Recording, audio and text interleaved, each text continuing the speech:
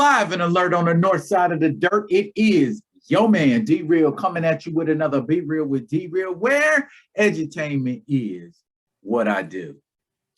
We're going to be talking about the Black Panther. We're doing story arcs. We're doing story arcs about the Black Panther. Why? Because some things need to be explained about the Black Panther. Recently, writers who have been writing the Black Panther have been taking more of a real world Africa take towards Wakanda. And dare I remind a lot of people, Wakanda is a fictional nation.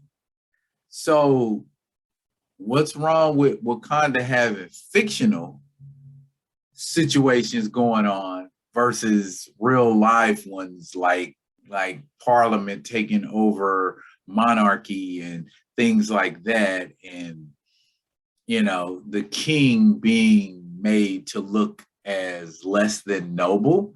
Well, that's not a new dynamic with the Black Panther, is what y'all should know.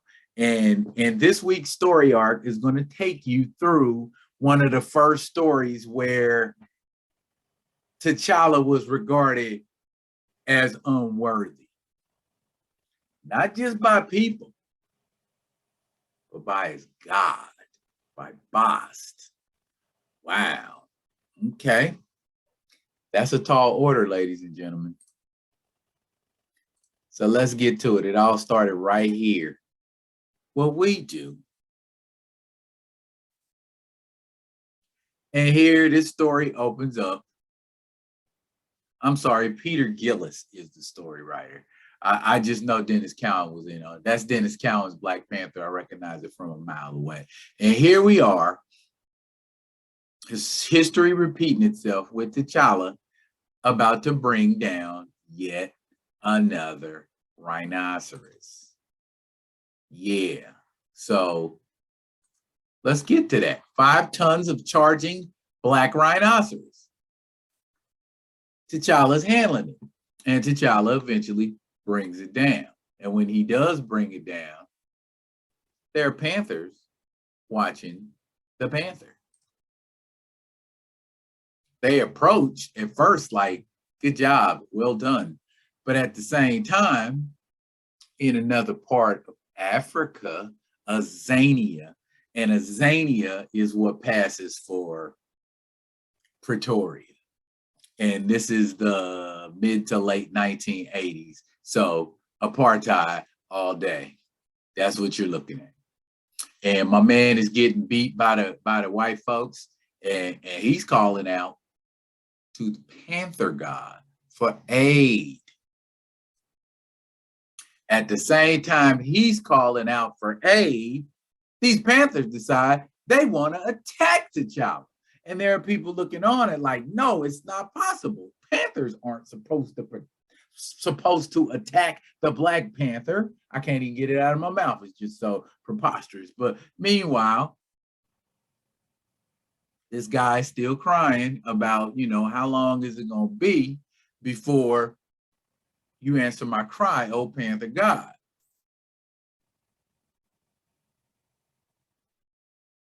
And that Panther God is manifesting itself.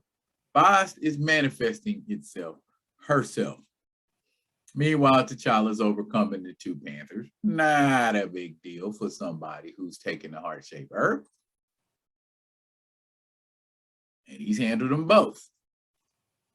Done data. But he's still like, I got attacked by panthers.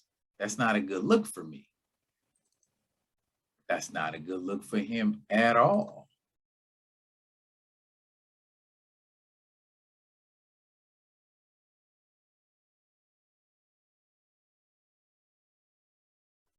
Hey, remember that? Remember that fingertip gas from Fantastic Four number 52 that he used on Sue Richards to put her to sleep? Yeah, he still got that. Meanwhile, they go to pick him up. Meanwhile, something has happened to these white guys who beat up my man.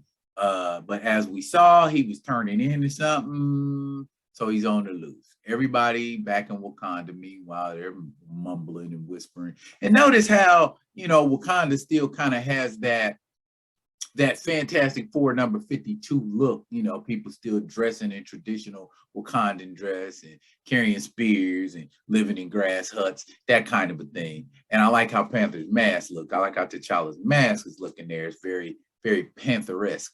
They should bring that look back.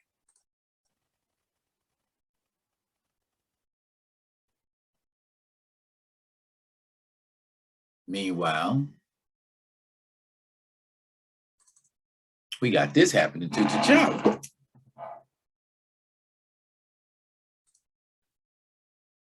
He's a little more tired, that's all. But what's going on? What's going on? What's going on with T'Challa?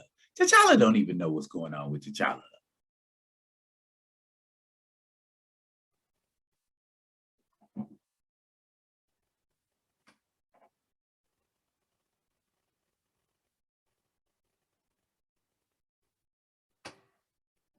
What's on the news? They talking about T'Challa. It's some people in Tanzania that got killed, and the way they got killed looked like they got killed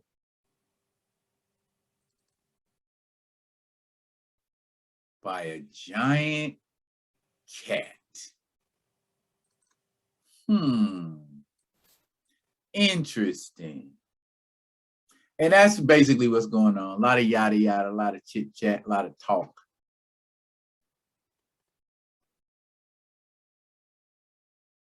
And people were actually asking him, T'Challa, did you go to Tanzania? Like, man, y'all know I was on a hunt that day.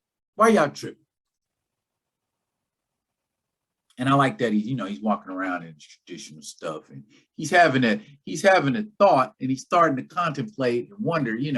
He's sitting here. I must either support a doomed revolt, which will result in the slaughter of billions of my brothers, or do nothing and be branded a traitor to my race and to freedom everywhere. Unthinkable.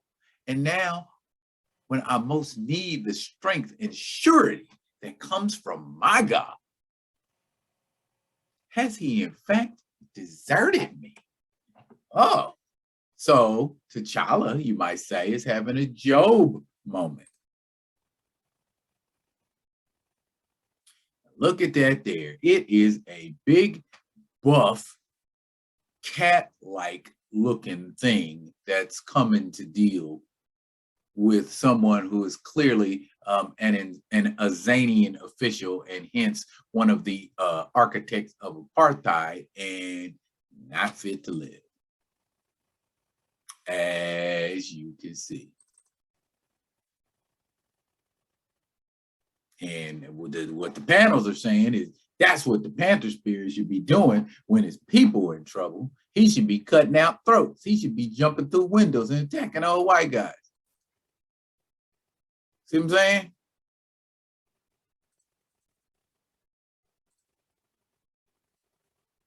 And they are left. Excuse me. Let's go back there. There they are in a pile of blood.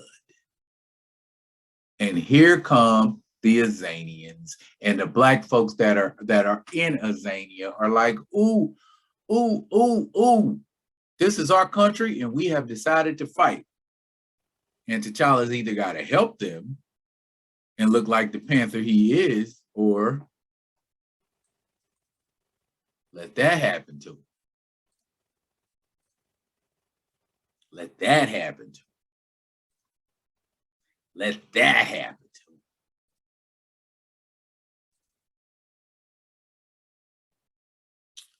Oh, that's horrible. That's a horrible visual. Mama and her baby. What?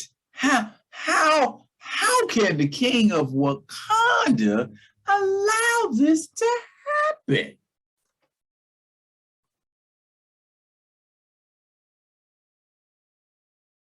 And so folks is getting together and they talking. And they talking about T'Challa giving a public address in the square in 20 minutes. So let's go see what T'Challa has to say. There's a statue and everybody's gathering. And T'Challa is telling them, I condemn the masters of Azania, who for generations have inflicted pain and death on an innocent populace because of their race. And in the same breath, I condemn our own leaders who promote a cause that does nothing more except visit more pain and death on our brothers. See, T'Challa is a smart man. He doesn't just go and do what the crowd says to do.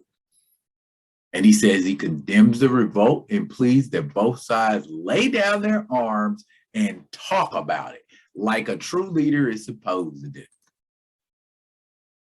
They ain't feeling that though. See, you got some of them loudmouth folks talking about traitor. By this, you have given public support to that cursed regime. And they see that's what they thinking about T'Challa. Now, you ain't gonna do nothing, man. It is you who are the traitor. I think the government itself set this revolt up to consolidate their power. And I will not desert my king at the first bad omen. At least somebody, getting behind T'Challa. See, this is what I'm trying to tell y'all. T'Challa's used to his people abandoning him.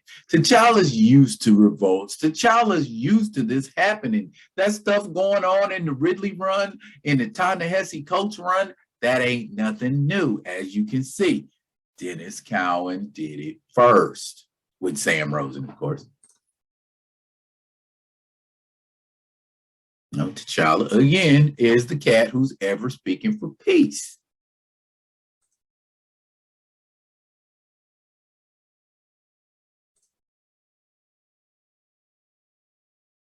Mendina. Remember Mendina? He's the smart old guy.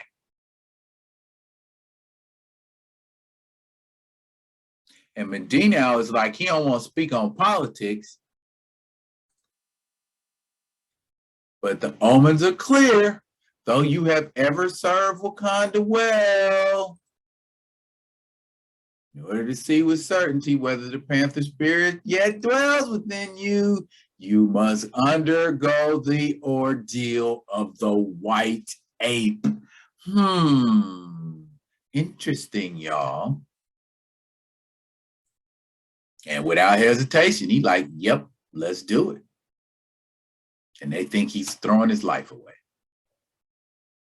Meanwhile, another one of them houses with some white people in it, in Azania. Knock, knock, who's there? Yes. And they get wiped out. It is not Tabby. And Azania is not the United States. No, sir. T'Challa is undergoing the ritual. So off he goes to undergo said ritual. And after climbing the mountain, getting up there and getting his prize, oh, surprise, there's a white ape. This ain't the first time T'Challa has fought a white ape. And he ain't getting ready to go through all of that. So he's just taking the short route down.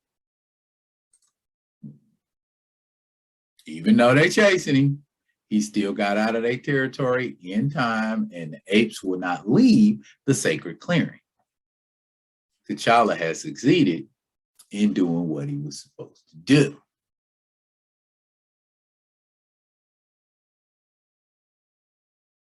But now, look here. They have found a device that'll sap the strength of a white ape. But it was Mamnava, it was Moisey that did it. It wasn't T'Challa, and you can see that look on T'Challa's face. He giving him an Omar Epps, like, what in the... Now he's got to lay down his rulership of Wakanda until the tribunal can decide on his leadership. Meanwhile, in Azania, the Black Panther has slaughtered his last Azanian. He must be destroyed, and his homeland must be punished in a manner never to be forgotten. Really? Word? And you are just the ones to do it. Who are they? The supremacists. Oh my. goodness. What's going on with T'Challa in this story? Why has Bast deserted him? It's kind of obvious why Bast has deserted him, because Bast thinks he's not doing everything that he can do to be Wakanda. Because as we always say, T'Challa is Wakanda and Wakanda is T'Challa. Okay, who are these people that are in the darkness and they are known only as the supremacists? Tune in for the next installment of this storyline. And I will be coming at you with said story. And until I do, y'all be good. Be good to each other.